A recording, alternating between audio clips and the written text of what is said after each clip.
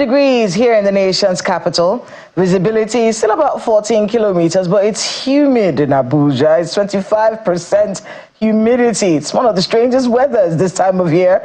Good morning and welcome. This is Sunrise Daily. I'm Kayla Megwa. And I'm Ayo Makinde. Good morning and welcome to the program. Well, I don't know what day, what number it is, but I can tell you this for free. Everyone who trooped into Lagos is trooping out. Yes, it's our way. Everyone who trooped into Lagos City for the festivities, right now the roads are heavy and they are trooping out. So if you find that the highway is heavier than normal, particularly the Lagos-Ibadan Expressway, that's probably why. But you know, one of the places people could be going from Lagos this morning, is where we are taking you today with our skyline, and it is a place in Ondo State. Guess where this is, Kayla? What do you know about this place? And I believe that all I know, Ayo, is that this is the biggest palace. I know this is one of the biggest palaces in Africa, but I know it's set up when I see one. I will not pronounce the name of this place because I know you people are trying to get me in trouble, but I will not allow you. I am covered with the blood of Jesus. So it's a palace in Ondo State. Maybe I should give you the honor of telling us the name of this palace. Well, thank you very much. Okay. Well, this is the palace of the Olowo of Owo. It's within the Owo local government area of Ondo State. Yes. Yeah. Olowo of Owo. Yeah. Olowo of Owo. Yeah. There you go. It's beautiful. Yeah. Owo could have all kinds of interpretations. But Owo is well, though it's a town and it's a local government area in Ondo State, it also has a meaning as a word in Yoruba land, in southwest of Nigeria. It means respect. Give me my respect. You know, essentially saying respect. You know, that's what the word Owo, you know, means. But as you said, a palace with about 1,000 rooms and a central market inside of it definitely has to be the largest in Africa. I mean, I don't know how anyone can argue with that. But it is right there in the heart of the town, surrounded by so many artifacts. And actually, a number of people have said all kinds of things about it, to the extent that the federal government declared this particular palace a national monument in the year 2000, 25 years ago. Now we are told that each courtyard has a specific function because the 1,000 rooms are all divided into all, various, courtyards and all of that. And it is said to be for each of those courtyards, there's a specific function dedicated to one deity or the other. It's actually, and it dates back many, many centuries, to the 13th century, we are told. It definitely has to be it's only necessary that the federal government would declare it what it is.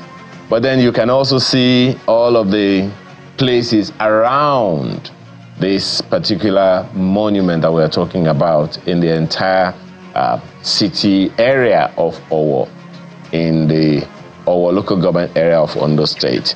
Somewhere you want to go, Kayla? Absolutely. I think of learning history in school, the only thing they told us about this place was that it was where negotiations used to happen during colonial times. And that dialogues used to also happen there post-colonialism, So, and then of course that reputation of being the largest palace in Africa was something that we were taught as well. But dates back to the 13th century. It's fantastic that this monument has been there. And people come from around the world, just to be taken around. And I hear that the Ondo State government have done a really good job of curating the history of this place and actually passing it on to people whenever they come from around the world, just to understand what the stories are. Such rich history there from Ondo State, and kudos to them for keeping it in place up until today and being a very important part of our nation's history. Look at that palace. It's fantastic. Absolutely, Kayla. I think one of the things that I'm excited about is what you just said, the fact that we've been able to protect and insulate it from any kind of destruction and unnecessary influences that could take away from its beauty. You know, it's very, very painful what we hear that happened to the largest wall, the biggest wall built around the city, which is the Benin Kingdom. I mean, check it out. You know, it's the largest wall ever built, even bigger or larger than the Great Wall of China. We understand that it was demolished by the colonial masters at the time, and right now, from what we understand, not a single relic anywhere. I really wish someone would come up and say, look, well, there are some relics. But the fact that we didn't even know, I don't even know how many Nigerians are aware that that kind of wall existed in this country. And in fact, one of the things we heard about that one was that it could actually, that wall could actually encapsulate the entire United States of America. That was shocking to me, you know, but to have protected this until now, it is something that should be celebrated. So kudos to the Ondo State government and the federal government, which has also declared it a national artifact. In fact, we understand that the National Museum Center is somewhere within that particular enclosure. And of course, necessarily so, 1,000 rooms. What you gonna do with all of those? Well, I think it's fantastic and a great skyline. Thank you so much to the people of Ondo State for making us see this. Thank you very much. And then I hear there are cooking classes that happen there and they serve Yoruba food to the tourists.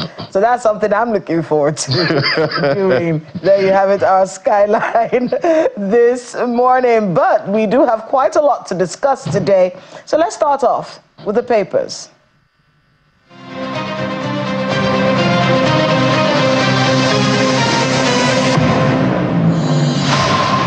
The president's meeting with governors is on the front pages of some of the dailies this morning.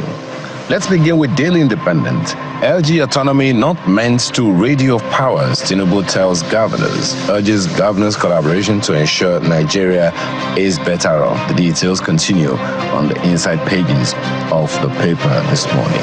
If you look on the front page of the Nigerian Tribune, LG autonomy, I have no disagreement with governors. Tinubu seeks stronger collaboration to address Nigeria's challenges. Details of that story on page 2. Same story is on the front page of this Nigerian newspaper. LG autonomy, no need for a fight, Tinubu tells governors. Says nobody wants to take them, LGs, away from you, but we need collaboration. Core states helmsman, critical link, the nation's prosperity, growth. Lord's National Assembly on support for administration. The details on the inside pages. The angle of the Daily Times newspaper is President Tinubu to governors. Key to Nigeria's development lies with you. Check the details on the inside pages of the paper today. That same story is on the front page of the Blueprint newspaper. Tinubu to governors, we won't fight, control your LGs, fulfill expectations and grassroots. The details continue there, but the lead story of the Blueprint newspaper, how Nigerian government secured release of seized $6 million arms funds by the U.S. Judge orders release of money with accrued interests within 60 days. Check the details of that story on the inside pages of the paper. The Vanguard newspaper, economy, hardship deals huge blows to physical, mental wellness. Increased treatment costs threatening healthcare delivery. Economic pressure straining family relationships, causing household conflicts. That's according to experts. Say brain drain worsening situation. Note Nigerians in for long haul. Add social bonds need protection. The details you'll find on page 14 of the paper this morning. Daily Trust has withdraw tax reform bills. NLC Kano government tell Tinubu. Colleges join ASU in warning against suffocating tech fund Naseni. The details on the inside pages of the paper. The Guardian newspaper has PDP Obi Atiku set agenda for Tinubu. Better Nigeria in 2025. Details on page 6 of the paper this morning. And look at the front page of New Telegraph. ASU to Tinubu, poor welfare chasing young, vibrant Nigerians from lecturing. The details of that story on the inside pages says 7% budget to education in 2025 won't bring any change, far below UNESCO UNFPA's 15% to 20% benchmark. Calls for African average salary for lecturers. The details on the inside pages of the paper. And these are the papers we have for you today.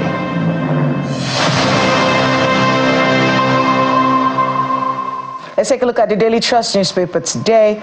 Quite a lot going on, and of course, it's a new year, so the politics will start to brew, and everyone is getting ready for 2027, so it's going to be a very political year, so to speak. The negotiations, all of the wranglings, all of that has started. I'm going to take this one that has to do with the tax reform bills.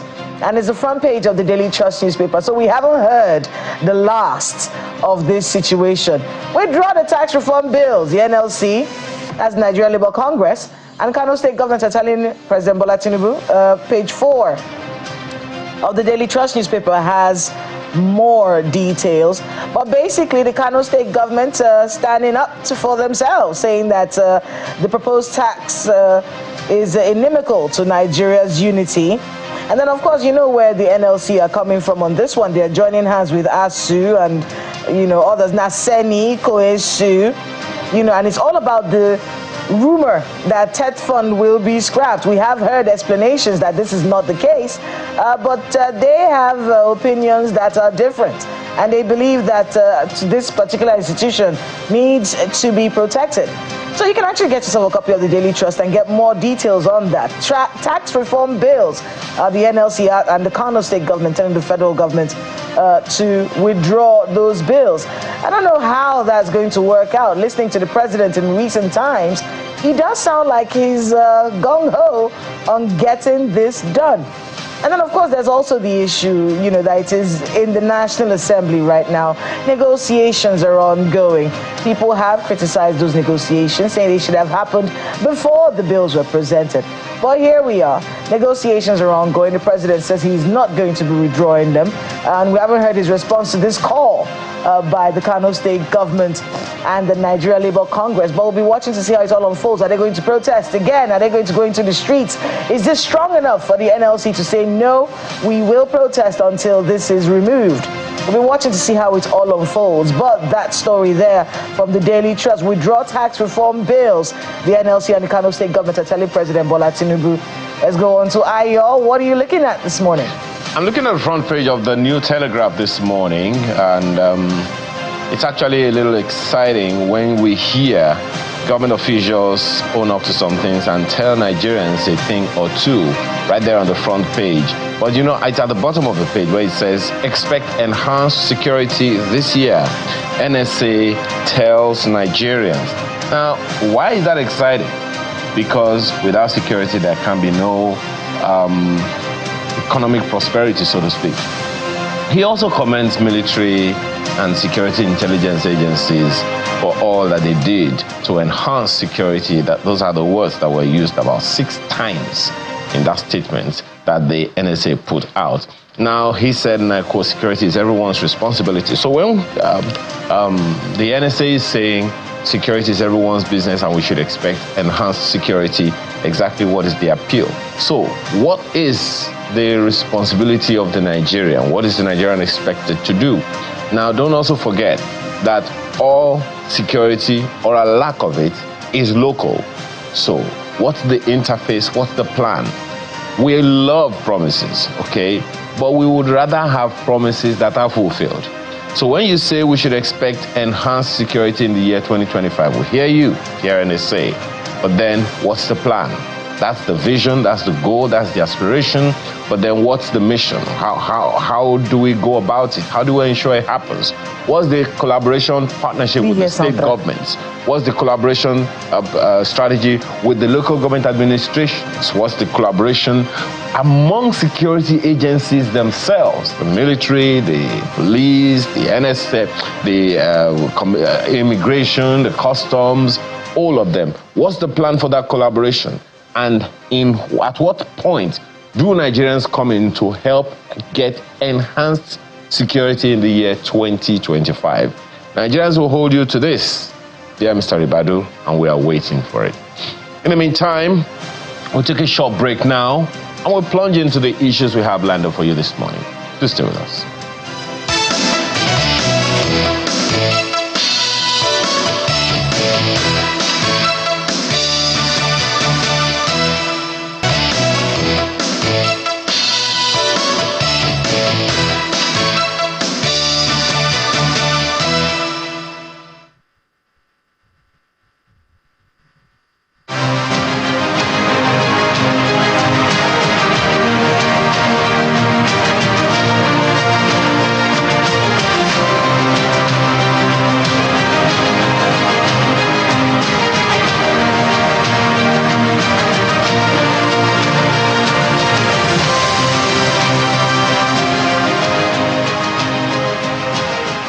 Welcome back. Yesterday, when we read the statement from the president ushering the new year, welcoming us into the new year, he wished us a lot of things: prosperity, wealth, health, and all of those things. But he did take his time to say a few things that were going to happen during the year. One of those things is a youth confab. And that really got us thinking here. Do the young people who are going to be at that confab understand the importance of a confab? And what kind of conversations are they going to be having?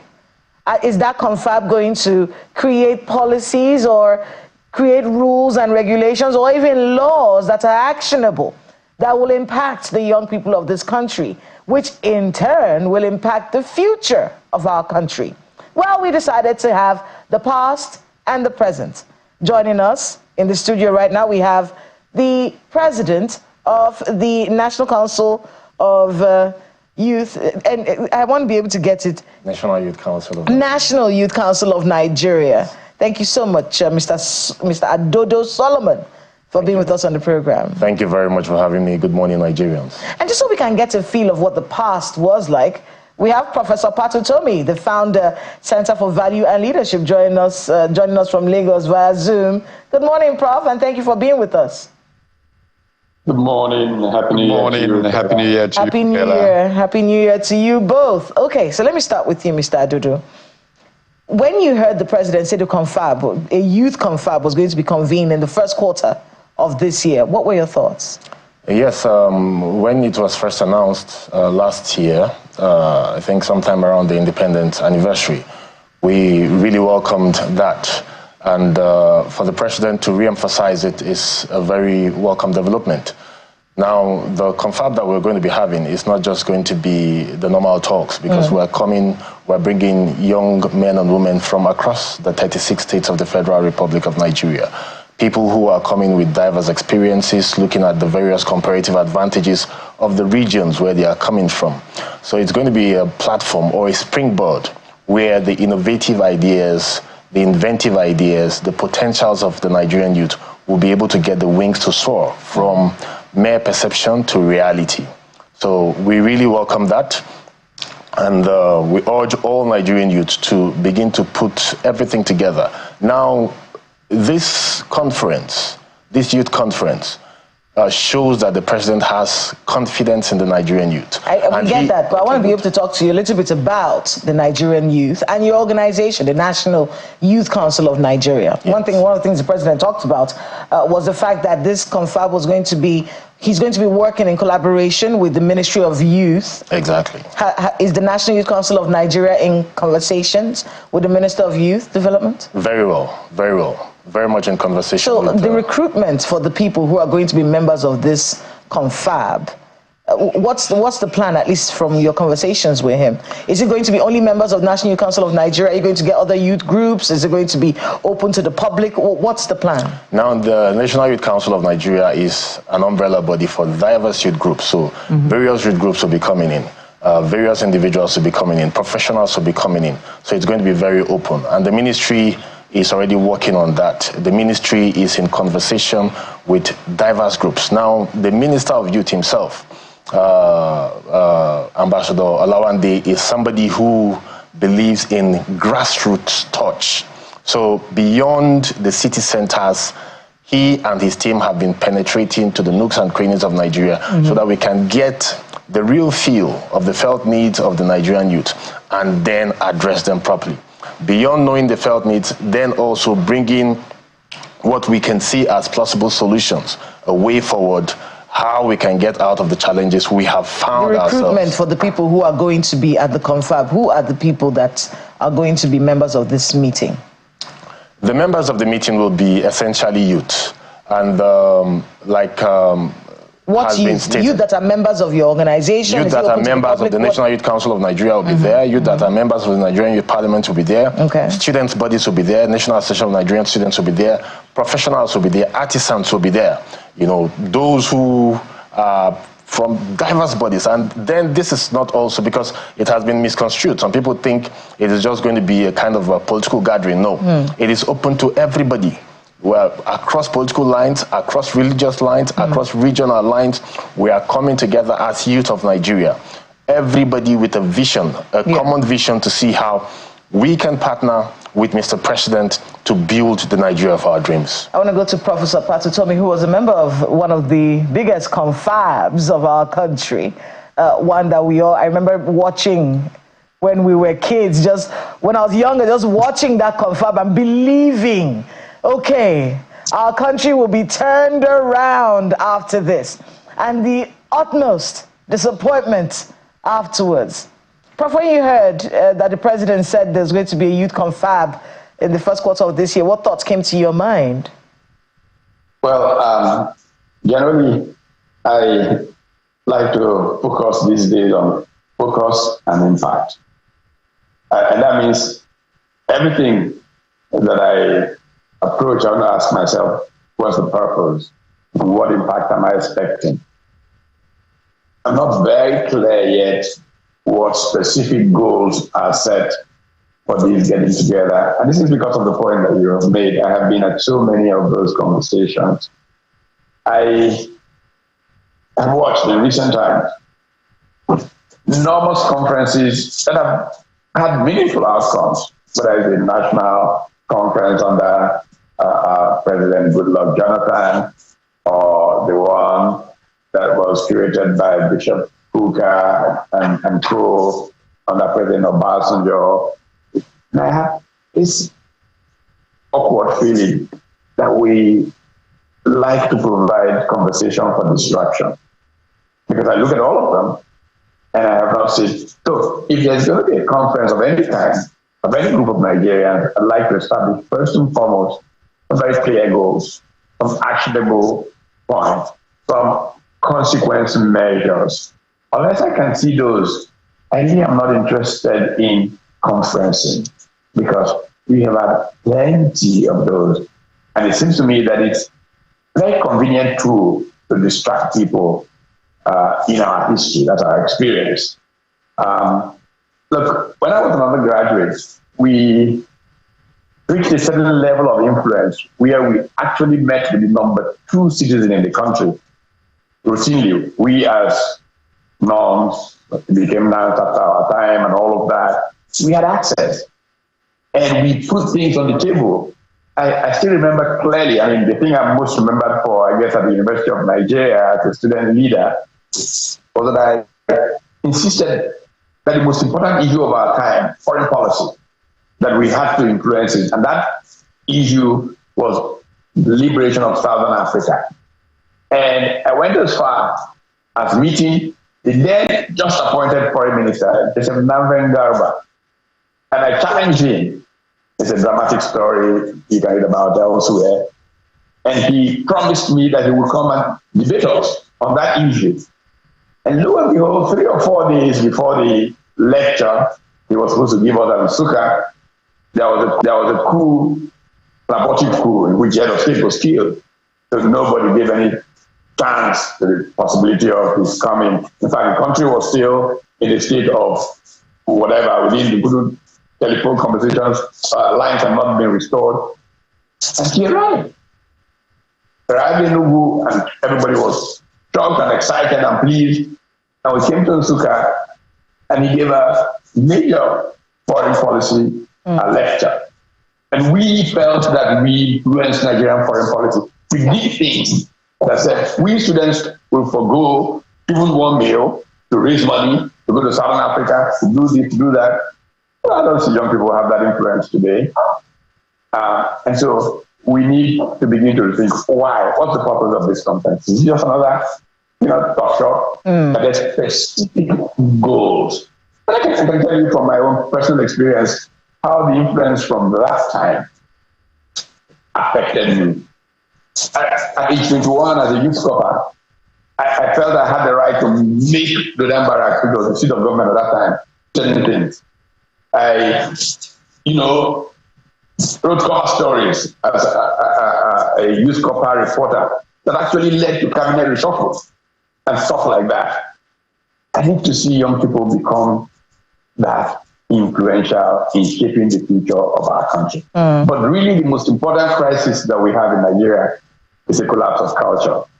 Character matters. And we're going through a generation that does not understand that. And we need to rebuild that. That must be the central focus of any conference in Nigeria today. Even more importantly, affecting young people. How do we rebuild the values of our society? Because values shape human progress. And we're prostrate because of that.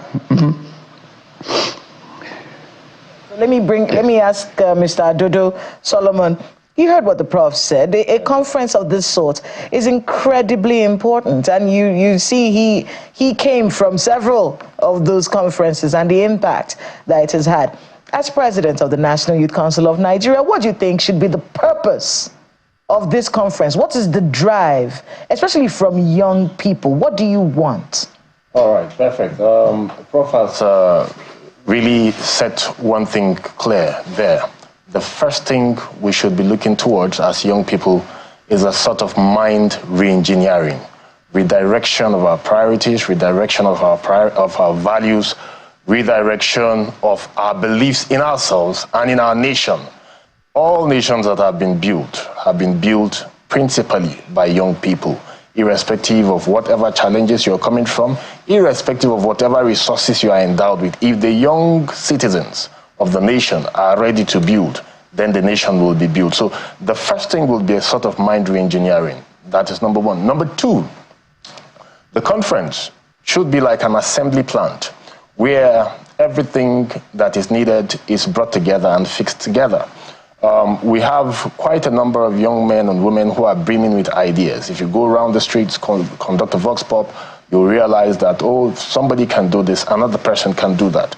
And yet we are in a country where we have lots of imports. There is no significant balance in trade. Now, the president also addressed that in his speech.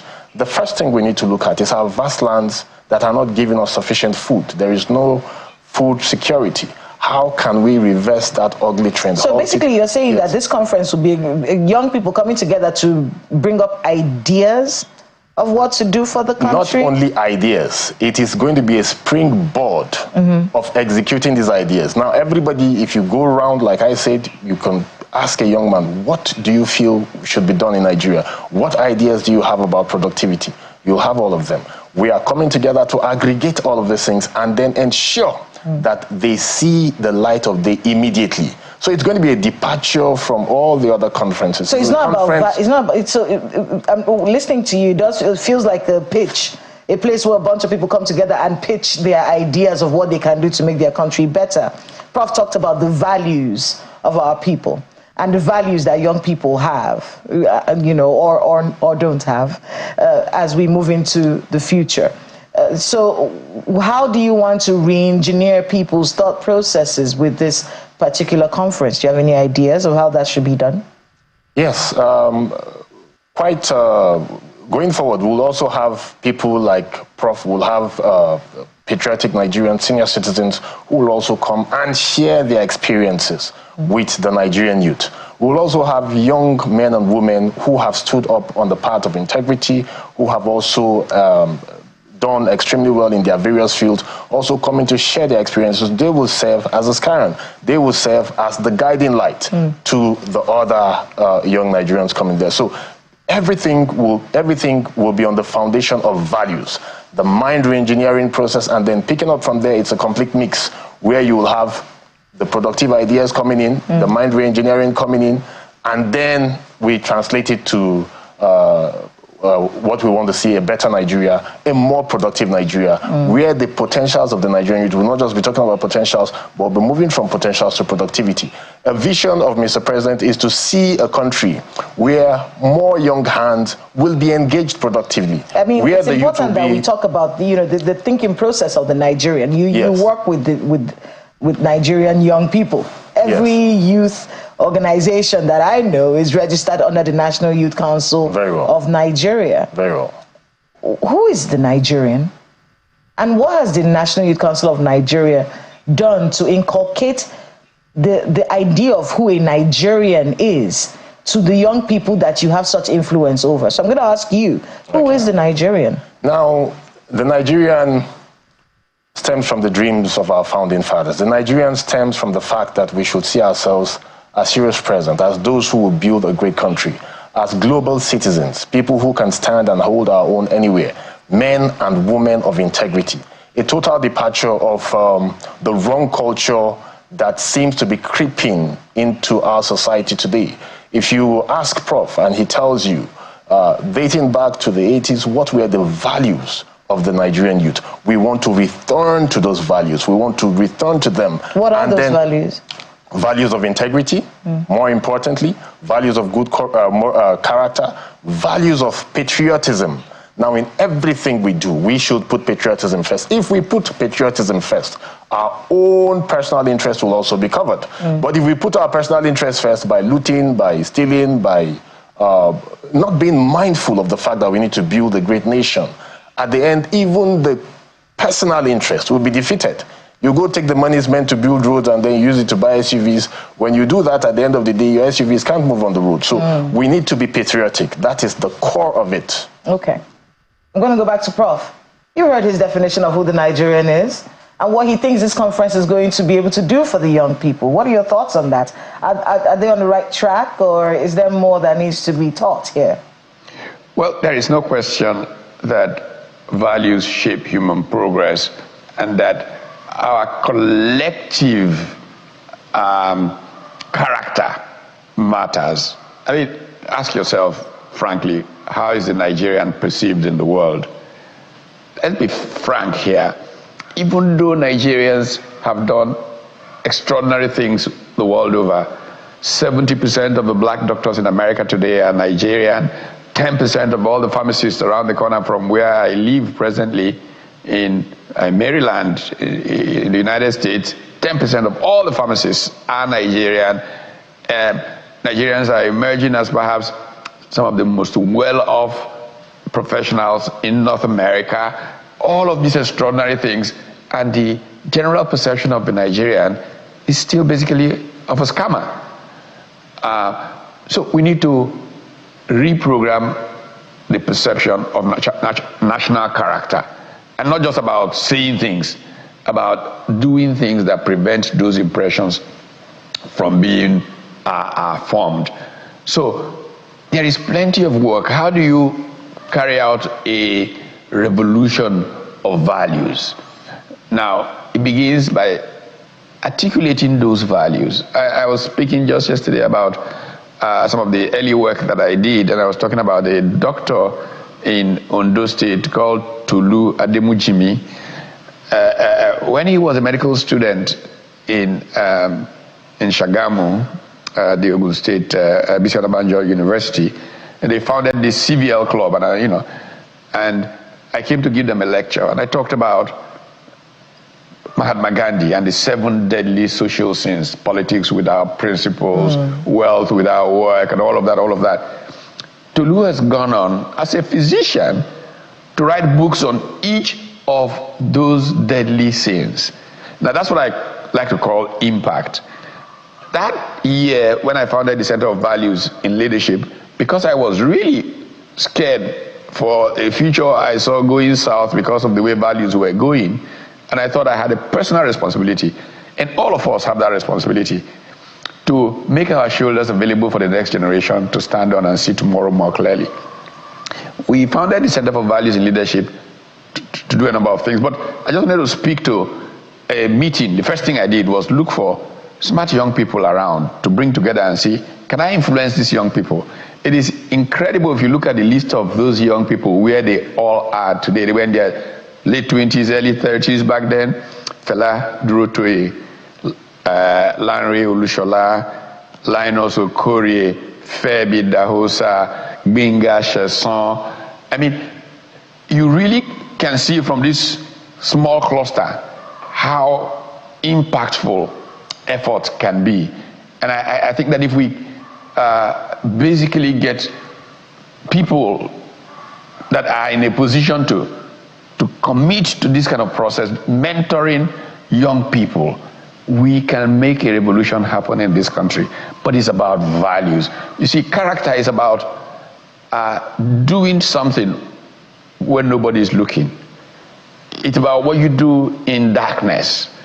And to rewrite the narrative on Nigeria, we must develop people of character who are willing to stop at the red light when there is no one looking. I mean, it's a very interesting dynamic. I'm going to bring Ayo in a moment, but just so I can get from Adodo Solomon just an idea that someone floated to me while we're having the conversation about this youth confab, because it's a very important one and one that we must see the outcome actually play out in the future, not just talk shop. Yes. Would the National Youth Council of Nigeria be interested in this confab if nothing was paid to the attendees? If you just came, volunteer, show up there, have your discussions, pitching, not a single DTA, no overnight money, nothing. Just come and you finish and you go as a patriotic job. Is that something you would be interested in? As an individual, I would be very interested in it. As an individual, I do so many things that I don't get paid for, and it's not about being paid. Your biggest pay should be that you are building a great country. And when you have an opportunity to sculpt your nation, to change the trajectory of your nation, you should see it as a golden opportunity. I mean, you did say something very interesting. They said as an individual. Yes. Can't you sell the idea to the National Youth Council, which is you're the president, and then you can talk to other youth groups, say, look, we're doing this as a purely patriotic action. There's no money here. No one is being paid anything. We're going to do this for our country. Is that something you can sell to you? Now, we already started that. I think I was on this same station sometime last year, and I stated clearly that it's not going to be a financially induced conference, a conference where the focus will be on the money you're going to make. And I've been on several media houses also preaching and passing the same message. And we are also liaising with the government, both the SGF, the Minister of Youth, and so on and so forth. We are trying to make it as much as possible something more patriotic than financially induced. However, if we must be practical and be very truthful, when you bring in youth from across the country, you'll house them somewhere. Most of them are not resident in Abuja here. And if you have a young man or a young woman who has great ideas and does not have the resources, are we going to discriminate against that individual? Some could pay their flight fares, some could travel by road by themselves to come here and have that conversation, and others may not be able to do the same. So there has to be a way to find a balance in between. My colleague Ayo has a few questions. Ayo? Thank you, Kayla. Let me begin with Prof, so that this is as productive as it can be. And I know it is one thing that you would like for this to be as productive as it can be.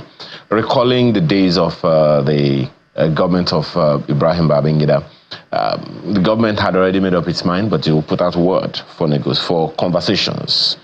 All criticisms, all issues are raised so that whatever inputs people had are infused into it. Even if people were saying no, government already made up its mind at some point, but they just needed inputs from other people. It would seem like that's the same thing this president is doing. Mind is made up for a confab, now a youth confab, but it's a 30-day confab. If you had to supervise or superintend over this conference, Prof, what are the concerns you would have that needs to be addressed before it takes off? Because the president says it's supposed to happen in this first quarter of the year?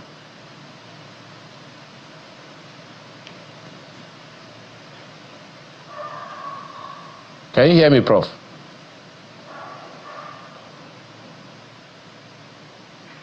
I'm not sure that Prof can if you can hear me, Prof, I'm asking what would be your recommendations if this conference must happen within the within 30 days.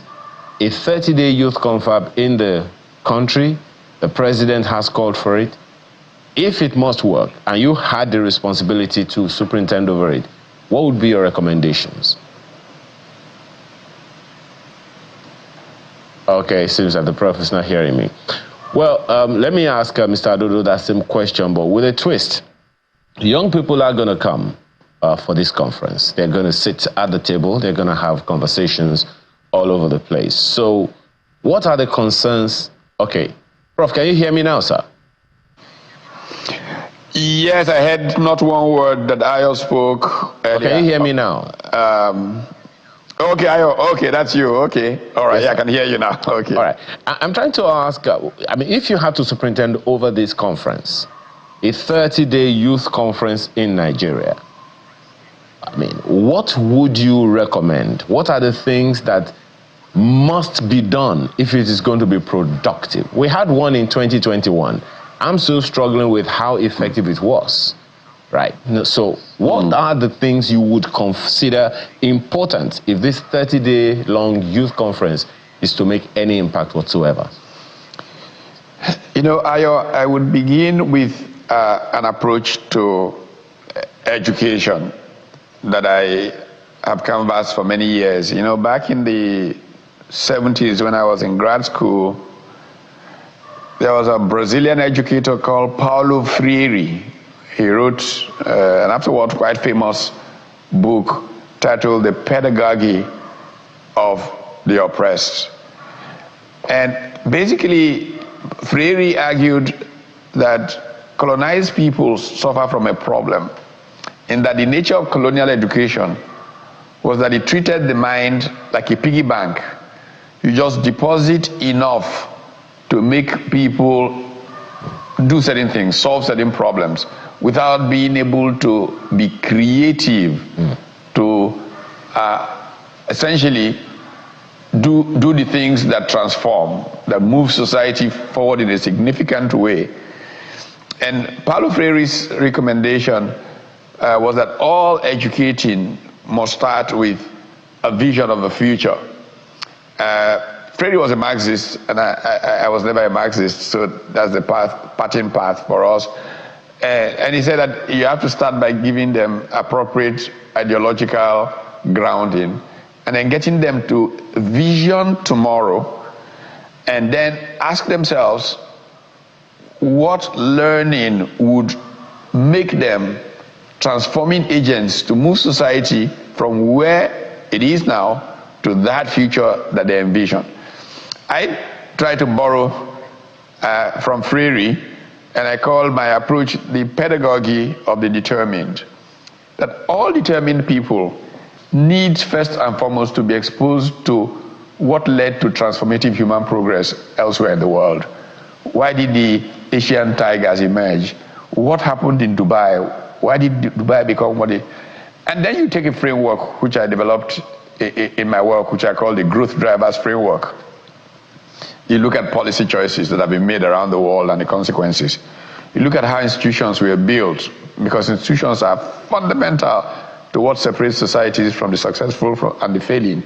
You look at human capital, you know, health, wealth, education, which are the origins of inequality.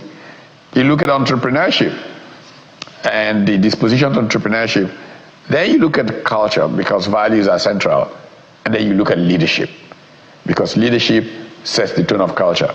If you then immerse young people in all of these understandings and ask them, what do they need to do today so that a dream they themselves capture of the future is realized? I think that is the central thing to such an initiative. And the people become motivated to be change agents, transformers, and recognize that, look, like Margaret Mead said many years ago, that you should never underrate what a few determined, committed individuals can do to change the world. Because indeed, it is the only thing that ever has. So if they see themselves as transforming agents and then push out into communities, then they can change this country. And I agree with Solomon in his statement. All societies that have made dramatic progress have been driven by their young people. Because the youth have energy. The youth may not be as wise as to see sitting down what the old man, and standing up what the old man can see sitting down. But the youth don't have baggage. Older people have baggage. They have yesterday's wrongs that they did. They have school fees to pay. They have all those kinds of things that make them stop. But young people without that baggage can charge forward. So we need to energize our young people to be transforming agents to move Nigeria from where we are to where it should be. Prof, one thing that you know has been a bane, so to speak, for governments down through the years, over the years, is that of trust. Government does not have the trust of the people to a large extent. Way less trust by young people. With the in the wake of the End Bad Governance, End SARS protests and all, and now the government is calling for a national youth confab that will last 30 days. Number one, government needs to build trust enough for people to say, okay, we trust that this is going to make any difference. Number two, government needs to sell this confab to people, not just telling us that there's going to be a youth confab. And then number three, how many people do you expect would be able to represent the young people of Nigeria, which make up about 70% of its population? Yes.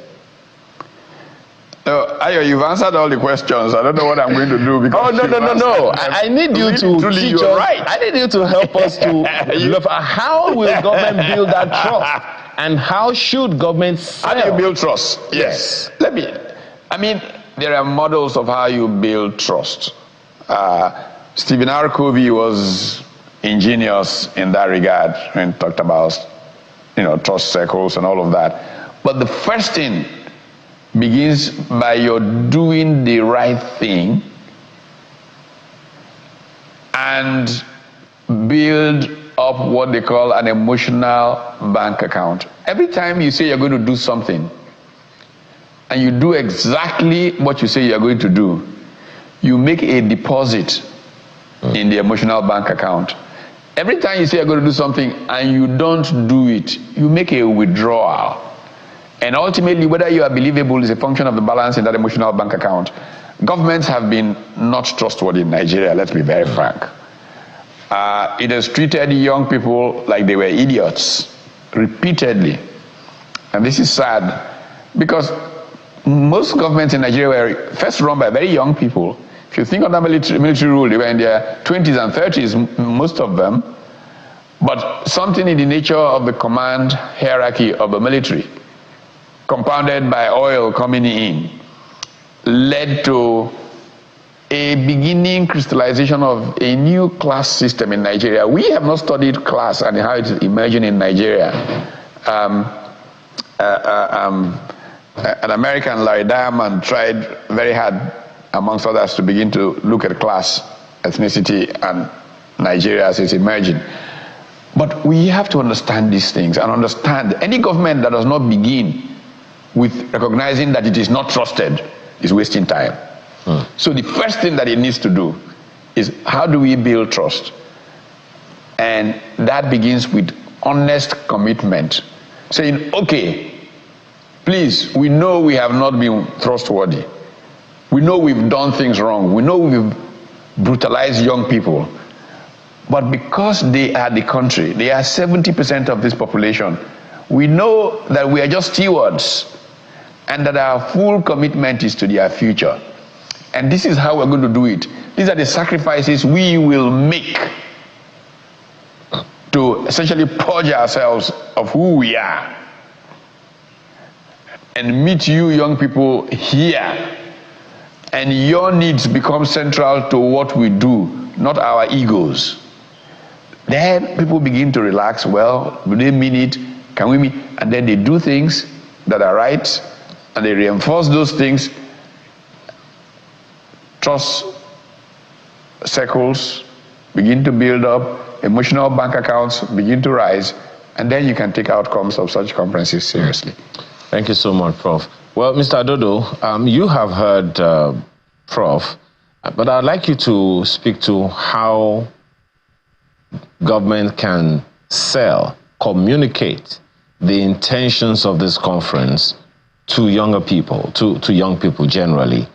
And for a population that's 70% of 200 and something million people, how many young people would you recommend should be in the room for that conference that will adequately, at least significantly, represent the youth population in Nigeria?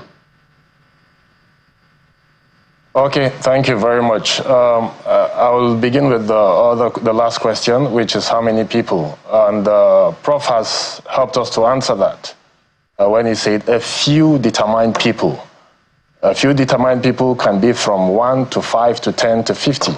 But the consultation will be wide, and it will be spanning across the 36 states and possibly the 774 local governments of Nigeria. I would say, Mr. Adodo, just a second, I would say that that's a political answer, if you ask me.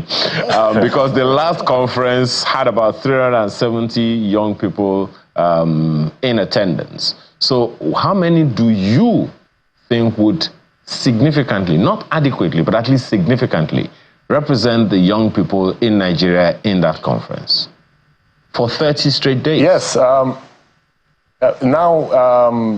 The modalities for the conference are still on, but you asked how many do I think should be. So if we look at the 36 states and we say we're having like 10 from each, we'll be looking at about that same number of 300. So that deals with the issues of numbers. But again, whether we're answering it politically, it must be a few determined people out of the vast majority. People who can be a reflection of the challenges of the Nigerian youth, and not just the challenges, but also a pathway to the solutions of the problems that we have so identified. Then I'll also emphasize a bit on the issue of thrusts. And I will lean on a theory propounded by one of my lecturers in school, Professor J.B. Ayola, the theory of the deadly embrace, where system collapse leads to further system collapse. But this time, I'd like to do a sort of reversal. Prof talked about a trust bank. Yes, that's how it is. It's like having a dam or having a reservoir, a tank. You know, you let out something to show that, okay, what will come out of this is pure, what will come out of this is safe, what will come out of this is of good intent.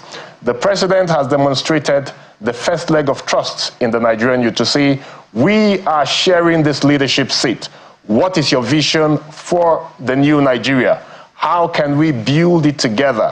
What do you see and how can we get there? We must and we should get there. This is not what Nigeria should be. We have potentials, we have vast lands. How can we convert them to ensure that there is food security for all? Now I'll tell you something. When we are also talking about values, a society where more of the youth will go to bed hungry has stronger chances of eroding on the values of those youths in that society. If you look at wars, when you have prisoners of wars, one of the first things that is done is that they humble them, they ensure they are starved so that they can confess, they can betray their country. They put them through all sorts of dehumanizing situations to break them down. Now, these are soldiers, so they have to break them down. And that is what happens anywhere. So even men of integrity who have sworn allegiance, once they are faced with deep hunger, once they are faced with all sorts of deprivation, you discover that their values might be lost. I mean, that's a very important point that you've made. Yes. I mean, where we are running out of time, you know, but I wanted to be able to get you to tell us, because you mentioned something very important, which is hunger and poverty, which is, many people believe, is weaponized in our society right now and is used to carry out nefarious activities. Yes. So let's talk a bit about what you think the Tinubu administration should be doing right now. Just in 1 minute, if you can. What difference can the Tinubu administration make to the young people of Nigeria, who you are president over, so to speak? What should he be doing differently right now? Agriculture is one of the low-hanging fruits. Already there are initiatives to ensure that more funds are channeled into that, the different programs coming up. MOFI, Bank of Industry and so on, Bank of Agriculture are coming up. So there needs to be more funding for agriculture.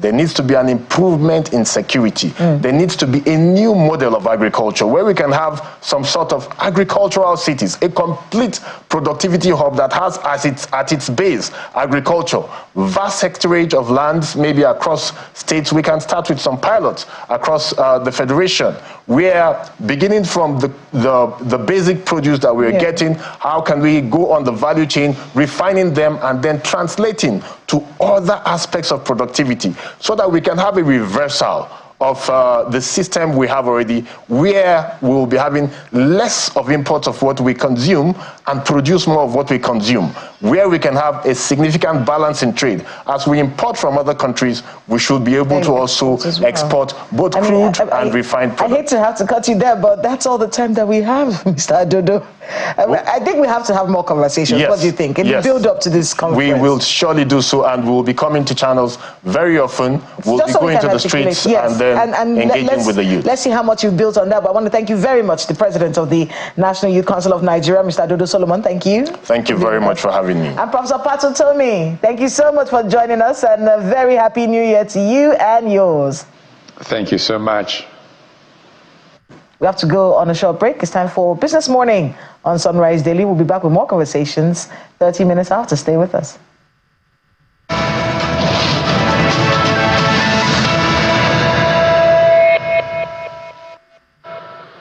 Happy New Year, everyone. This is Business Morning on Sunrise Daily. I'm Ini John Mekwa. We start from the global space as usual, doing business for 30 minutes before we head back to the Sunrise Daily studio. Oil prices notch higher on Thursday, the first day of trade for 2025. As investors returning from holidays cautiously eye a recovery in China's economy and feel demand following a pledge by President Xi Jinping to promote growth. We look at the numbers this morning and we see it in green at 0.6% for Brent, hitting $75.10. I guess we have to remember this day, the first trading day of the year, and Brent is on $75. It closed at around 74. Then WTI is $72.21 after its gain 0.7%. As I mentioned earlier, eyes on China economy after China's president has said in his New Year's address that the country would implement more proactive policies to promote growth this year. An official survey released on Tuesday, China's manufacturing activity barely grew in December, though services and construction recovered. The data suggested that the stimulus package is making some impact, and China is bracing up for trade risks from tariffs proposed by the incoming president of the United States, Donald Trump. Now we come to Nigeria, where President Bola Tinubu has said that his administration plans to float a national credit guarantee company to expand risk-sharing instruments for financial institutions and enterprises. The president made this known in his New Year message and highlights that the company, which is expected to start operations before the end of the second quarter, is in partnership among government institutions such as the Bank of Industry, Nigerian Consumer Credit Corporation, the Nigerian Sovereign Investment Agency, and the Ministry of Finance Incorporated. The private sector will also be involved, as well as multilateral institutions. President Tinubu also assures that the initiative will strengthen the confidence in the financial system, drive growth, and expand credit access for underserved groups such as women and youth. Now, let's look at the Naira, the performance as the year begins. How did the Naira perform in 2024? It received a whole lot of knocks and went to different directions. But at the close of 2024, we would notice that the Naira lost 40.9% to settle at 1,535 Naira 82 kobo. And of course, we saw this level being sustained for the last couple of weeks before 2024 ended, especially after the introduction of e-firm. Well, some players in the industry think that this is going to be a comfortable stance and is going to be sustained for some time. One of those is the Group Managing Director of Capital Field, Dr. Raphael Laolu. He's optimistic that with the moves and the e-firm that the Naira will sustain this level at least. But of course, there are also some fears, even in the mind of Mr. Laolu. The real value of the currency, in the sense that I'll say price discovery process. With the recent introduction of the B match, we'll see that, and given the peculiar nature of the transparency that is brought to the system, we can begin to see where we are. It dropped to 1,500 and something from wherever it was at before that introduction, and it's been somewhat managed or stable so far. How sustainable that will be, I think it's for all of us to see. The folks in CBN, to my mind, are trying their best, because now they are more engaging than the former regime, which is a good thing. If you engage and then you monitor closely what's going on in the market, you will get results that we are seeing. Secondly, we are beginning to see that the illiquidity we thought was in the market probably wasn't that what we thought it was. Liquidity somewhat now can be seen to be there. We'll get more views on the Naira. But first, the Lagos Chamber of Commerce and Industry is commending the government's effort so far towards achieving the successes in the economy, one of which is the plan on the National Credit Guarantee Company announcement towards unlocking access to credit, particularly for women, youth, and small-scale enterprises. However, the Chamber reiterates concerns about consistency of policies and the reforms currently driven by the government. It's asking for critical investment in telecommunications sector to boost digital transformation agenda of this government, as well as towards compressed natural gas initiative. Now let's talk more about the Naira and expectations for 2025 with the Chief Executive Officer of Financial Derivatives Company, Mr. Bismarck Rwani. Mr. Rwani, Happy New Year. Happy New Year to you and the viewers. Yeah, so we saw there the Naira, it lost about more than 40% last year, but towards the end we saw a bit of stability. Mr. Laolu there expressing optimism, especially with the e-firm. What do you see this year when it concerns the Naira? Our view is that the Naira will appreciate moderately and modestly, trading to about 1550, and I'm talking about the parallel market here. About 1550 to anywhere between 1550 to 1600 at the end of the first quarter. Right now, the value of the Naira is dependent on so many variables, many of them out of our control. But generally speaking, the arbitrage corridor between the official and the parallel rate has been reduced, and therefore the incentive to round trip rather than being engaged in productive activity is being reduced. So generally speaking, it should moderate, and also the whole target of bringing inflation down moderately is also going to help, because once inflation begins to taper, then the currency remains stable. Remember, the central bank governor said, "I'm not interested in the value of the currency, but the stability of the currency," which is very instructive when you think about it. The currencies are by nature volatile, but its stability is what is important as a goal. So, Mr. Rwani, while there's optimism, there's also fears of sustainability, of the trend, which a lot of people have applauded. Do you see any risks that could disrupt this sustainability that we've enjoyed for about a month now? You see, once the currency is efficiently priced, then you can now begin to hedge against that volatility. Volatility is a natural consequence of free markets. And that's why you have hedge products, which you have options and other products which you can use to hedge against that. And once the investors and manufacturers and corporates know that this is the trajectory of the Naira, and then they buy hedge products, right? Then they can actually factor that in all the way through the end of the year. Remember, the airline industry is the one that suffers most from price volatility. But they've been able to keep their profits reasonable because of the hedge against it, hedge against this inherent volatility in the market.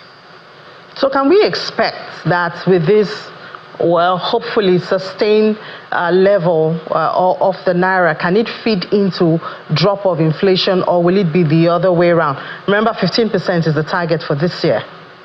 Well, the target is an aspiration. The reality is that we think that inflation could reduce from approximately 35% to somewhere like 27 or 25%.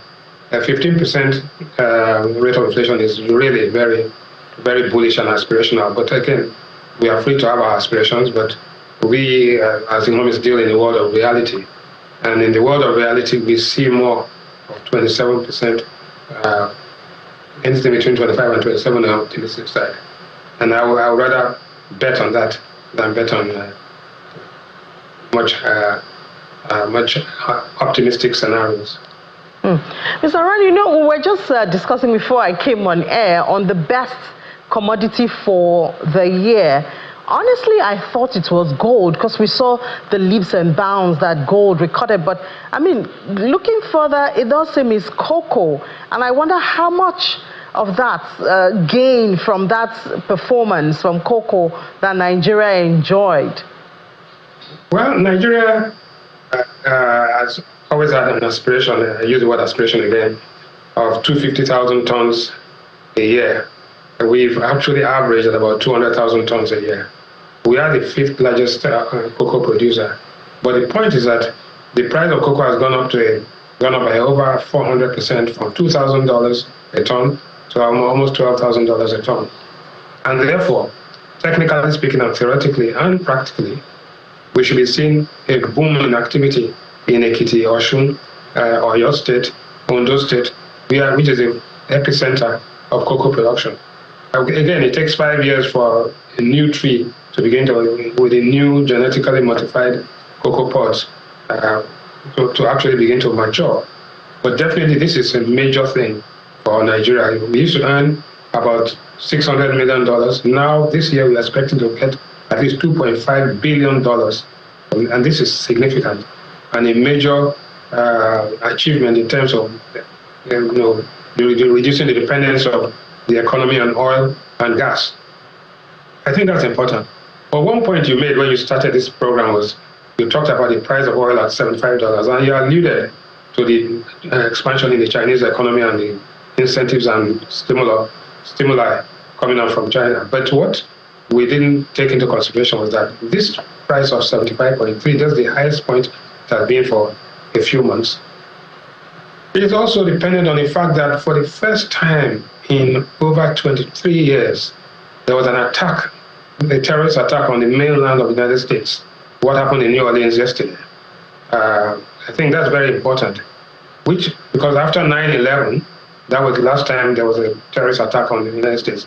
This heightens the probability that anything is possible in the Middle East, and therefore the price of oil, which is dependent on 1, production, 2, demand, and now the fear and terrorist factor, which are now coming back in. So we might be looking in a very perverse way at the fact that price of oil will be much higher. Our projection that oil will trade at about $70 a barrel.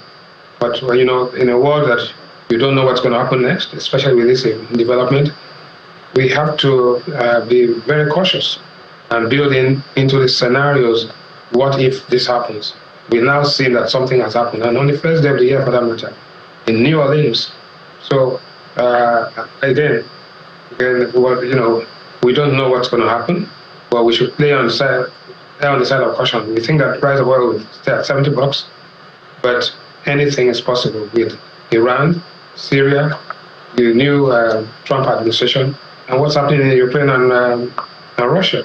So the commodities market is up in the air. Yes, up in the air. Mr. Bismarck-Rouhani, thank you so much for, opening our eyes to some realities that we could expect this year, especially with that news from New Orleans. But thank you, Mr. Bismarck-Rouhani. I hope we will do this year together as we did last year. Thank you for having me, and Happy New Year to everybody. Thank you.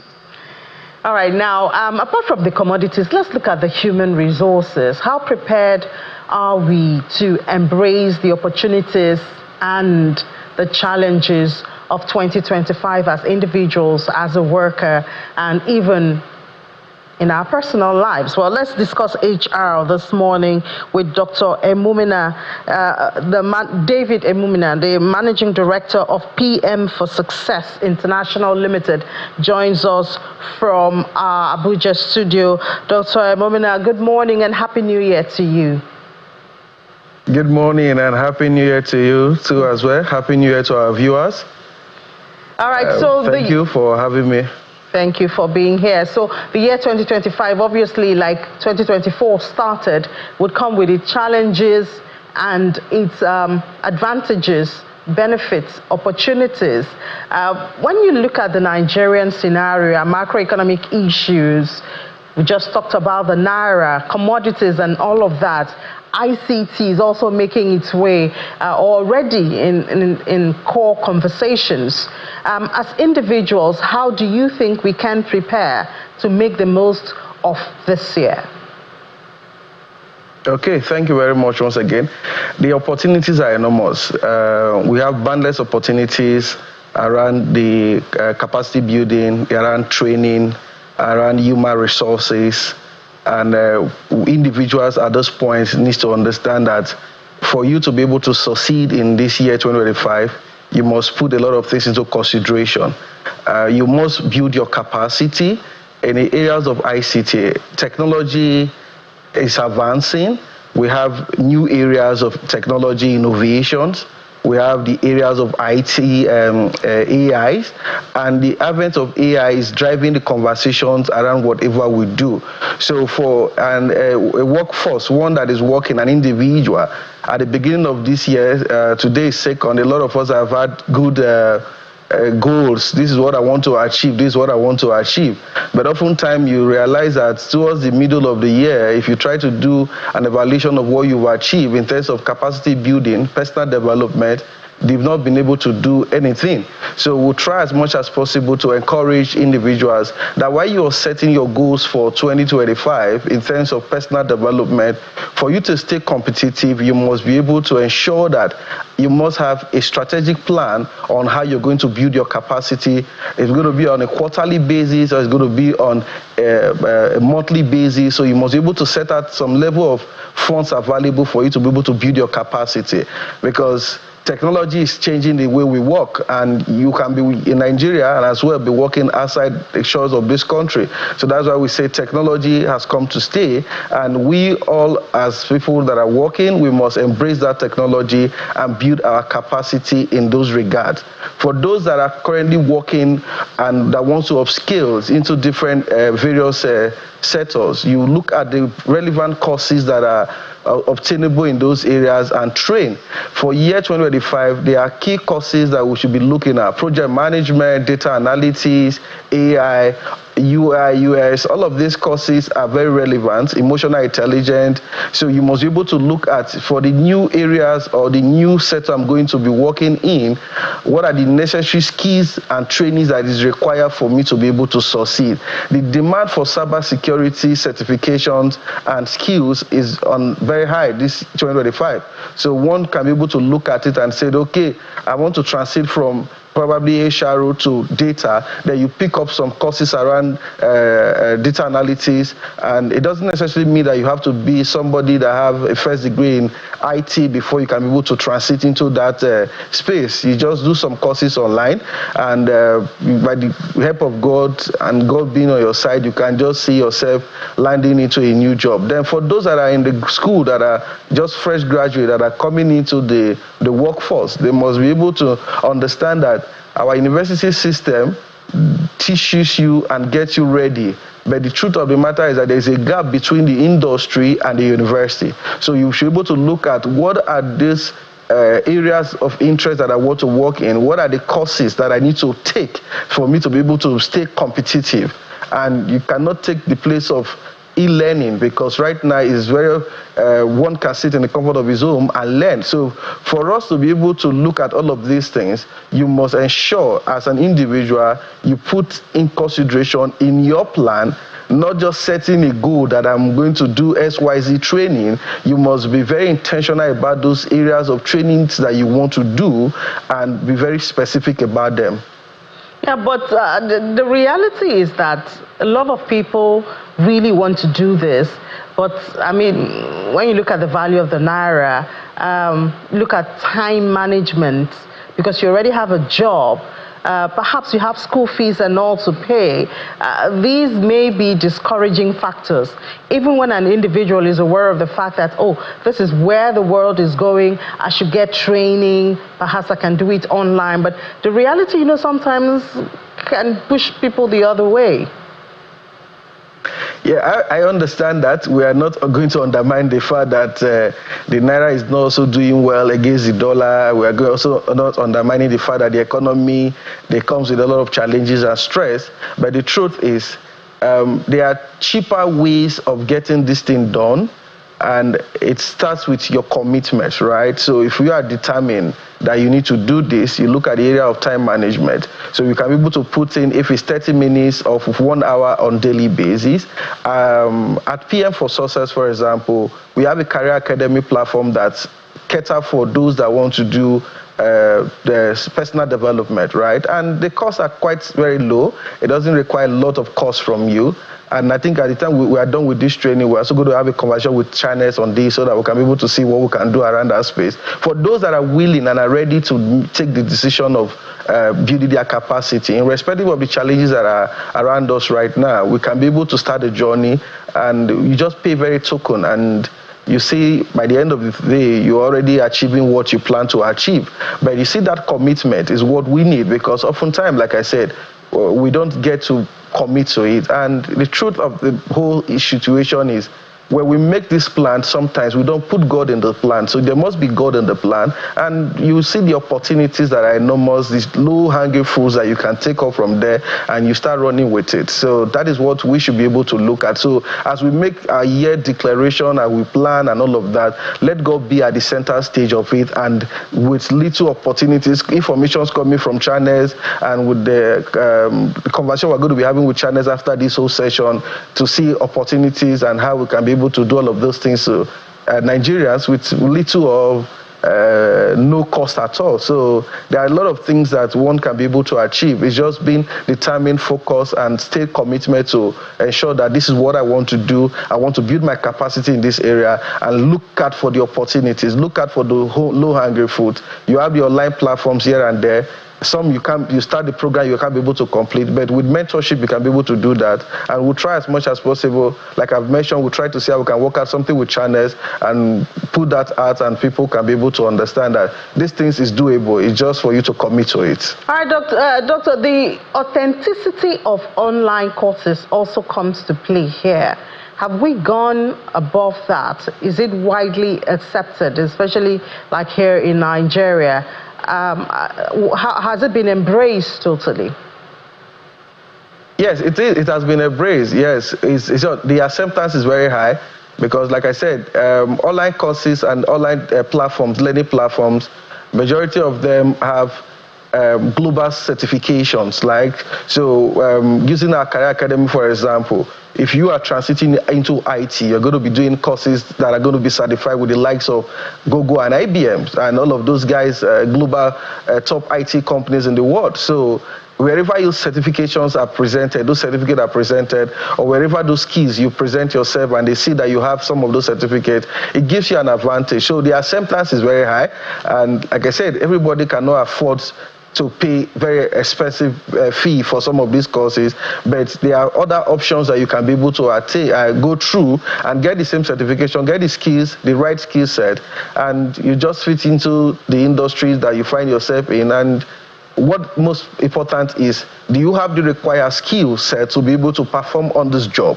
That is what we are looking at. Then by the time we look at, okay, where is your certification coming from? So before we even talk about the certification you are acquiring, we are looking at if you have the capacity and what it takes to be able to perform on that role that you are applying for. So those are the kind of things we will be looking at. And the acceptance, like I say, is very high. All right, so we've talked about from the perspective of individuals. What about as organizations? We know with what's going on, a lot of organizations are looking for how to cut costs, HR, and ensure that, the retained resources, human resources, is used efficiently. How do you see this being achieved by organizations?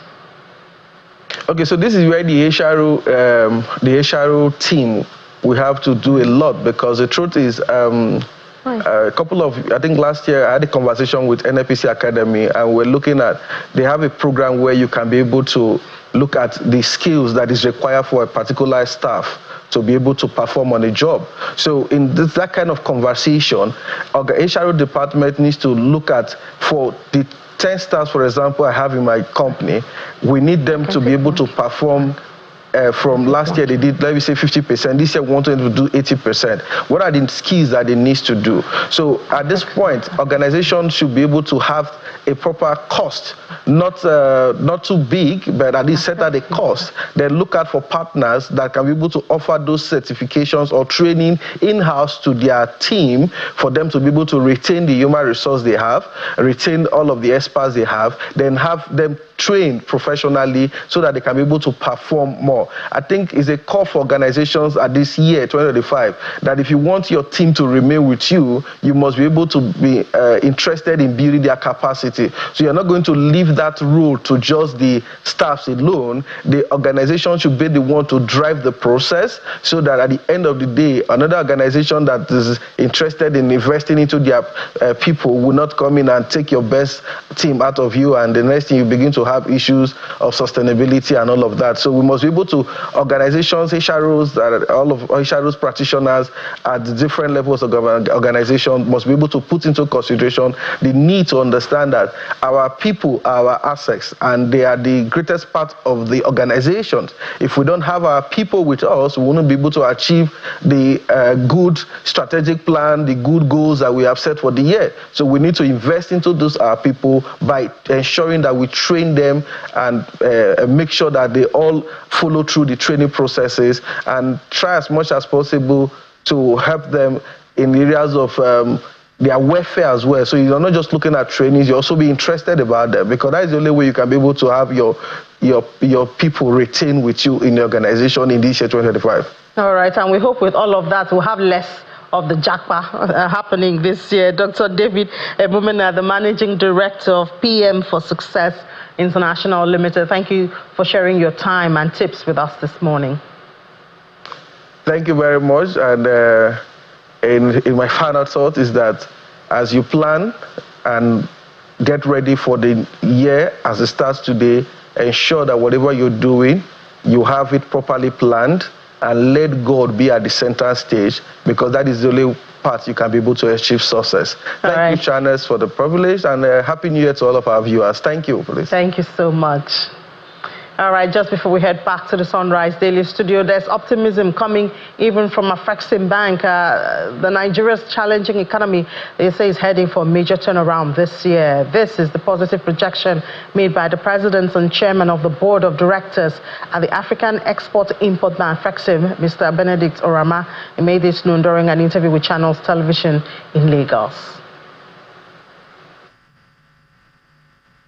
We see a situation that the country would find itself in a major turnaround because all the ingredients are there.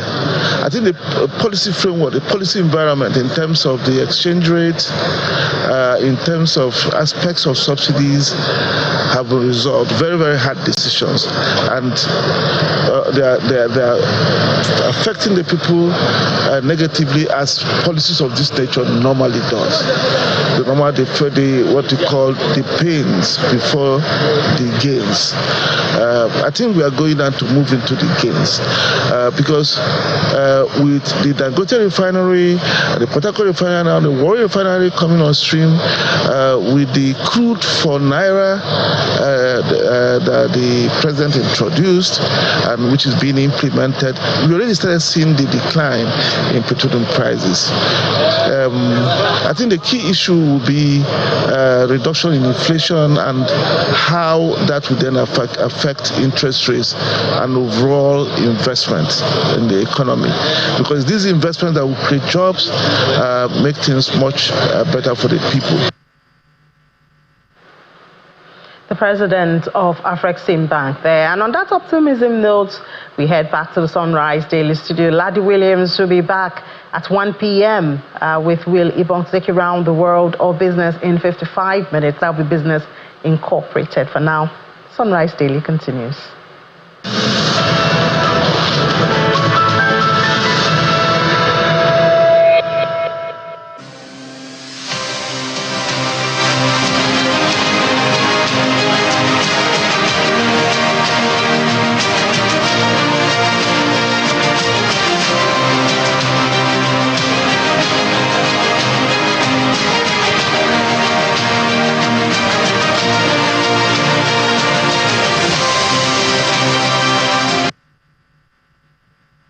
I'm highly optimistic about tomorrow. I believe we have turned the corner, and inshallah we shall have a very robust economic activities in the new year. I believe Nigerians will prosper. The economy has started picking up, and in the coming weeks and months, Nigerians will start smiling for the better. We are working assiduously with the National Assembly to come up with robust solutions to our national challenges. There is no nation that is immune to the economic headwinds across the world. The crisis in Ukraine and so many other global trends are affecting us adversely because we are part of the global community. But I want to assure Nigerians that the economy is turning the corner. Sure. By the grace of God, we have crossed the Rubicon and we are on a path to sustain growth. We wish Nigerians well. A very positive Vice President Kashim Shettima there, and of course with the members of the National Assembly when they went to visit the president in Lagos, part of the courtesy visits that happened to the president around this time of year. It's normal. If he was in the villa in Abuja, the place would be inundated with guests as well. That is exactly how it works during the Yuletide. But we've crossed the Rubicon on our pathway to success and progress as a people. Is the worst over? And other details in the president's New Year message to the Nigerian people will make up our conversations this second segment of Sunrise Daily. And joining me, it's Thursday. We've got Mr. Laolu Akande with us in the studio, former presidential aide and host of Inside Sources right here on Channels Television. Thank you so much for being with us. Good morning. Happy New Year. Happy New Year. Good to see you. It's good to see you as well. We just wrapped up a conversation about young people and the confab, which is something that the president talked about. But before that, let me get your thoughts on what the vice president is saying there in that visit. And we saw the Nigerian Governors Forum as well visit the president around this time. You know, everyone talking about how, we've turned the corner.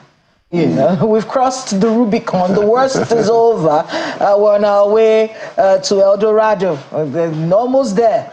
We're almost there. But when you talk to economists and people who actually check the figures, they're like, no, not really. We should actually brace up for maybe even worse days ahead. What's your take on this message of hope in the midst of scary figures from economists? Well, I mean, as you know, you must always be hopeful, you know, and so as leaders and as leading federal government and government at all levels, officials of government, they have to inspire hope, you know, because whatever they say is quite important. It could be significant for how people think and everything. So to that extent, that is the kind of rhetoric that you must get from them. Whether indeed whatever they are saying actually signposts what is happening, that was a different conversation. And like you said, economists and other experts have taken a different approach. And if you ask people, on the streets, they will have their own, but we do hope that indeed there will be some progress. There is one that nobody can deny. The president also mentioned this in his New Year message. The price of fuel, as there has been a, even if marginal drop, So if we continue to have that, and if we are able to solve the problem, especially of food, food is so central. In my mother tongue, Yoruba language says that, and I will translate it, says that once food is out of misery, misery is gone. That means if you can feed, you can't be miserable. You can't be. You are not actually poor. Once you can feed, poverty is gone. So we need to pay the highest level of urgency and focus on how to make the prices of food come down.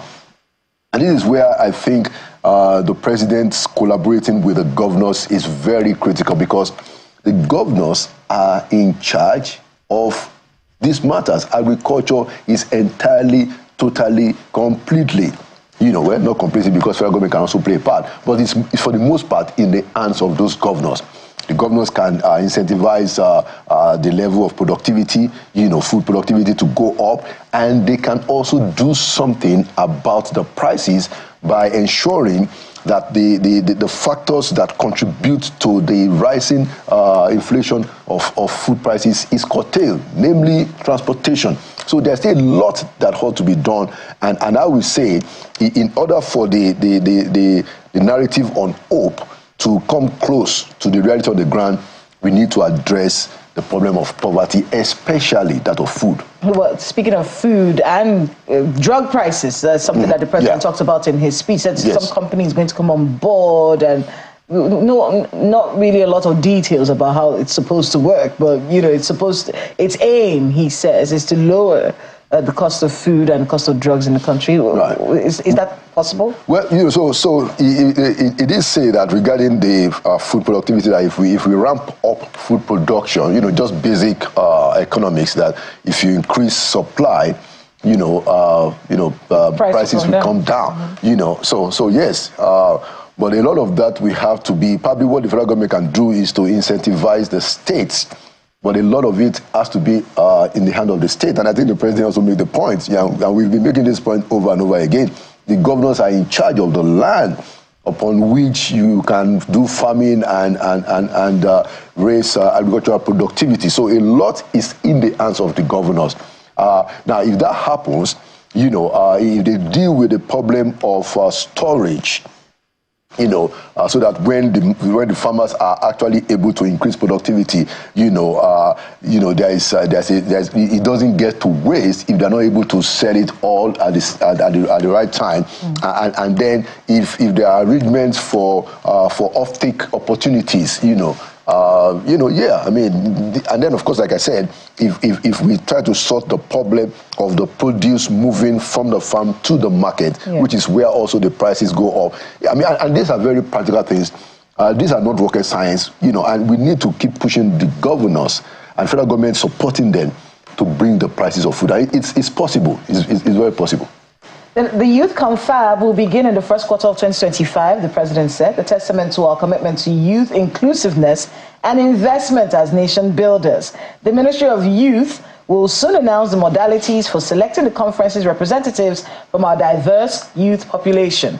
That struck a chord because, of course, the conversation started. We're trying to settle the young people as we get ready for 2027. But then other people also say, no, this is the president's commitment to young people. It's important that they have a conference where young people are able to articulate what it is that they need and come up with some kind of policy document that would drive development and nation building that will impact, again, these young people who are the future of our country. Absolutely. But many people very skeptical, and we had the president of the National Youth Council of Nigeria on the program here trying to get what they think the conference is supposed to be about.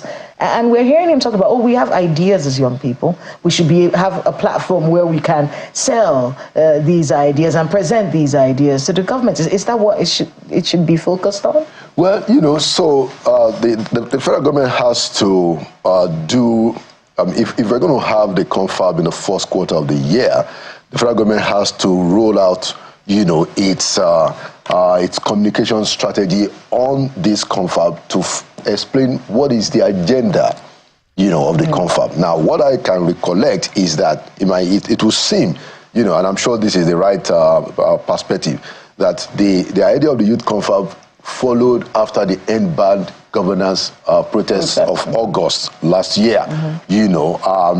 So if that is what it is, then it has to address some fundamental societal issues around politics and governance, actually more about governance. A big part of it has to be, you want to hear from the youths, what are their concerns about governance. So we are waiting the federal government, particularly in this case, I imagine, the Ministry of Youth, to come out with what is this youth going to be about specifically, so that we can take it out of the realm of speculation. But I think what ought to happen is to have a platform where young people can articulate their own vision for a better, greater Nigeria, that the Nigeria of our dreams, like the president said even in his own message, and how the youth must play a critical role. I mean, depending on how you categorize the ages, about 70% of the Nigerian population are young people. So this is entirely all about young people, like I said, depending on the age. So it's important for us to understand what it is that we need to do. In my own view, it has to be discussing every and all the issues that can conduce to a Nigeria of our dreams. The lead position, the young people should take a lead in that advocacy, in articulating exactly how we should proceed going forward in this country. I mean, the Minister of Youth, Ayodele Olawande Wisdom, he's new. October 23rd was when he was Minister of State before. He was Minister of State before he was made a substantive minister. And I think this is an opportunity for him, and I think if he's listening right now, that's something he should be thinking about. So the first quarter of this year is going to be about young people. Yeah. And his role, I think, the way we look at the Minister of Power and other ministers, I always feel bad for the Minister of Power. Like I say it every day, so that he knows that it's not personal. Absolutely. Unfortunately, your KPI is one that we can see. Exactly. It's right in front of us. If the light is off, you have not done well. If the light is on, you are doing well. So it's a little difficult for him. But also the Minister of Youth. I think he should be seeing that as an opportunity, not so. This year, everyone should be looking at him to see what this confab is, how the recruitment is done. Is it another talk shop? Will it be another political wrangling dance? Is this another way? And of course, the National Youth Council of Nigeria as well, who we had on the program, many people have said they need to be able to build their reputation to where the Nigerian people actually trust them to stand for young people. What do you make of that dynamic? Okay, so I'm going to come to the youth, but let me say a quick word about what you said about the power minister. What the Minister of Power is not doing, or what we don't see him doing, is holding the people that we are being told are sabotaging the efforts. We haven't seen him hold them responsible. There are no consequences. So we heard last week that the target of 6,000 megawatts wasn't reached because of sabotage. Okay, too bad. So what has happened to that? Well, two things. Cash backing, he said. Cash backing for subsidy payments and vandalism. Exactly. And then, of course, the amount of money, I think 2.something trillion, I hope I'm not getting that wrong, how much money was spent on fixing the vandalized electric towers across the country. Yeah. So the point is that we need to have consequences. Nigerians need to know that people that are behaving this way are being held responsible. And also the discourse the Minister of Power has to hold the discourse responsible, in their own area. There's a lot that is going on there. So just I wanted to say that about the Minister of Power. Now come to the Minister of the Youth in terms of the organization of this confab. It is important, for the federal government to ensure that this is a credible process. Now, the president has said it in his message that they are going to be selected. I don't think anybody is expecting any other way of doing it. But it's important for it to be done in a way that inspires, some credibility, some confidence, some trust. It's actually an opportunity for the president to build trust with young people. Like we say, about 70% of them are in the population. So it's a very critical population, So how the selection is going to be done, who will be there is very critical. It's very critical. Part of the problem that I see of the Nigerian Youth Council is that while it does have the statutory backing, the Youth Council is yet to establish itself as a credible voice for the young people. And I'm not saying that they can't do this, but they must be intentional about doing that. I mean, when we had the NSAS, protesting, we were in the Nigerian Youth Council, They couldn't stop it. I mean, the end bad governance protests. Exactly. There were videos of them. Yeah. So it's important. Yeah. It's important that they show themselves, as an organization to be capable of getting the youth sorted out. Now, they don't have to be the one leading the protest. They don't have to be, but they must be the voice.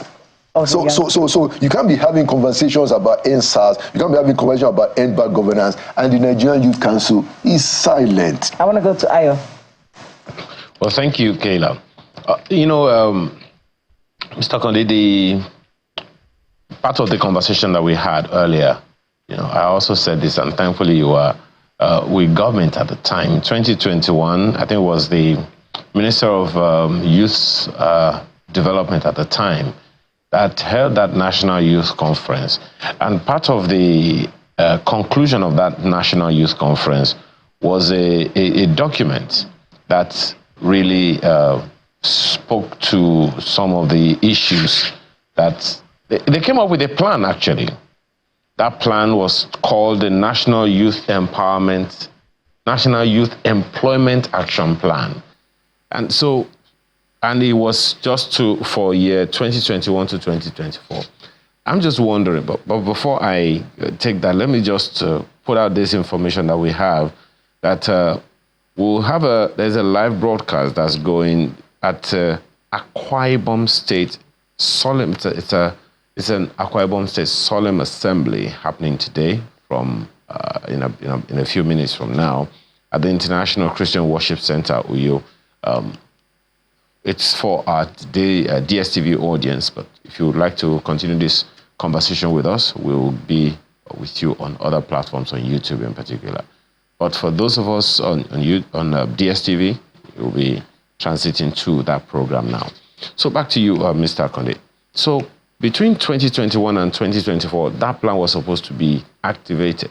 I'm wondering what you think the takeaway from that one was up until this year, which will hopefully inspire others to say, okay, we produced something the last time. Maybe this one will do better. I remember that that conference, and I think that was a few days, and it was held at the National Stadium here at the FCT.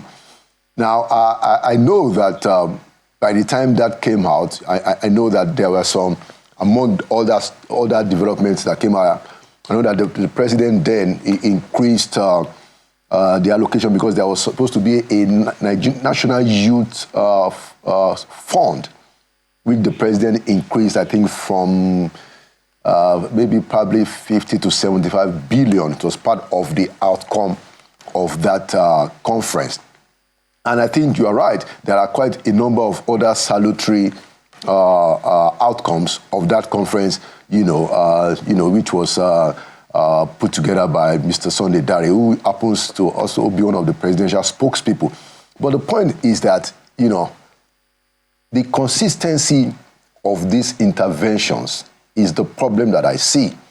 So one government comes, put down a lot of this stuff that has to happen, begins to do it. Another government comes and, at times, not every time, behaves as if those set of policies are not there. Starts a new thing, has a different focus to which they are entitled. But the part of the problem that I see is the lack of consistency of doing some of these things that ought to, over time, create a significant impact. Look at the issue of social investment, for instance. And this was something that I had the opportunity in the office of the vice president to play a role. Look, between 2016 and 2019, that program, social investment program, had local accolades, national accolades, international accolades. But guess what? 2019, the whole thing got disconnected from source, and up until now, something that ought to have become a game changer, because we couldn't consistently do it over the years, is now mired in a lot of controversies. So part of what we need to do around all of these development strategies and activities and ideas is to be able to do it over a long period, consistently. That's how we can maintain and sustain the development. And it's the same thing around this youth idea. And I hope that now that Mr. Sunday Dare is back in government as a special advisor, he should work with the new Minister of Youth to see how it is that there can be a synergy of what he was trying to do then and what is now being done, so that the Nigerian people, young people can draw benefit, and it can help government to build trust. It can help the president to build mutual trust with young people. I could go on that subject of trust and communication, but we clearly don't have that time. But I'd like to take you up on just one other issue. The president he received some governors over I think it was yesterday, and of course members of the National Assembly. I'll speak to that intervention, that conversation with the governors. Good number of governors, I think I counted about 19 of them in a picture that they took together, and saying that, look, no one is going to take charge of your local government administrations for you. You're still going to have to work with them and all of that. But it would seem like there was silence on this vexed issue of tax reforms. I don't know what you think. What do you think informed that one? Was it deliberate, or is it a touchy subject no one wanted to go to in that room? Come on, why are you laughing, Mr. Akande? Clearly, Hayo, it's a very touchy issue, and honestly, I don't think that it needed to come to that kind of stuff. It shouldn't be this touchy. You're right. That's the big elephant in the room. And it's not for, if you look very well at the governors that turned out, quite a number of governors from the north, were absent. Now I'm not saying why that happened, but this is an observation. I mean, we are reporters. What happened on the matter of the tax reform is that there is a lacuna, that lawyers will say, a gap. There has to be a political conversation between the president and other political leaders, stakeholders across the country, especially from the north, where we have seen quite a bit of resistance. I agree entirely with the president that those tax reform bills should go forward, but there still has to be a conversation, a political conversation.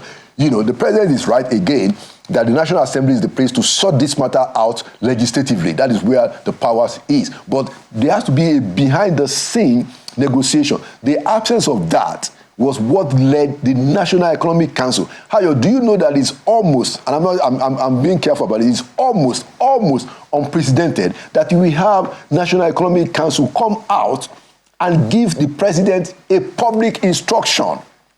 The body is, first of all, advisory, and that advisory ought to be done privately, but NEC came out and publicly told the president, pull out those reforms.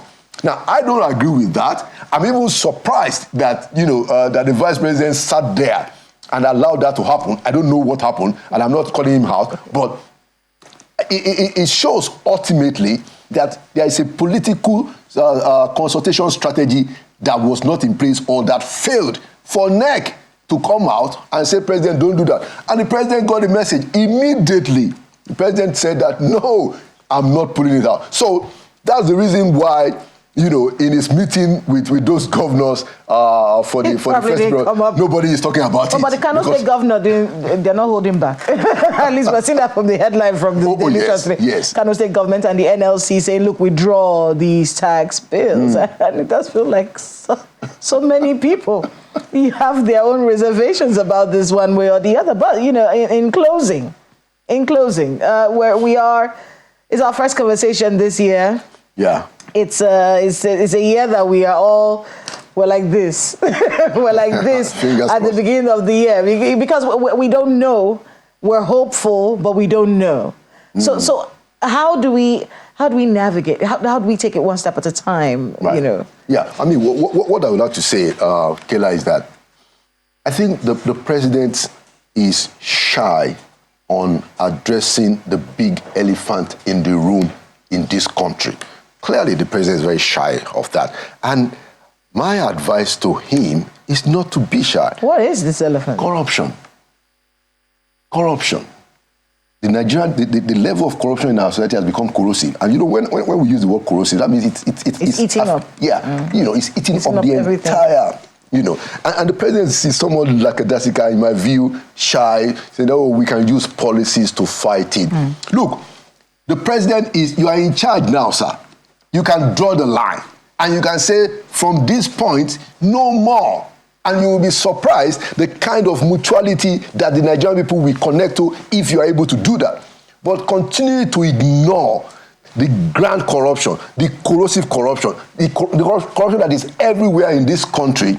Continue to ignore it and continue to say that, okay, well, we have policies. It ain't gonna work. It ain't gonna work. The language of corruption, especially in this city and across the country, is so thick that nobody can deny that is a huge damage. And the president and the governors must understand that is why there is no trust with the people and the government. We do have to end it there. Thank you. I want to thank you. Thank you so much. Mr. Laolu Akande, former presidential aide, for being with us on the program. And Happy New Year. New Year to you, and too. I'm looking forward to Inside Sources. Exactly. We're having our first edition tomorrow. Oh, yes. So let's see what happens. We do have a lot of messages. Valentine, Kwag Chiminin. I hope I got that right, Mr. Valentine. Forgive me if I didn't. He says, what are the plans for diaspora youth participation in the confab? What technology solutions are being deployed to erase the boundaries of participation?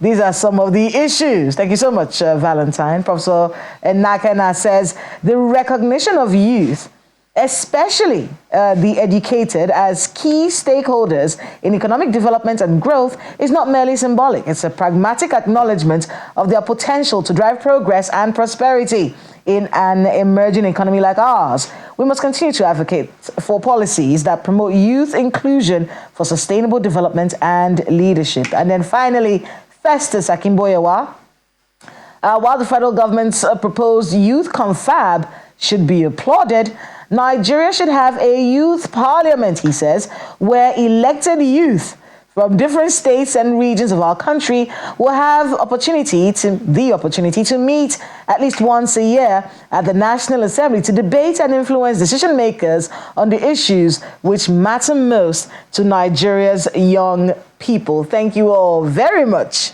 for your messages, and we're looking forward to seeing how this all unfolds in the days to come. Until tomorrow, have a great day ahead. I'm Kayla Megwa. And I'm Ayo Makide. Do have a wonderful year ahead.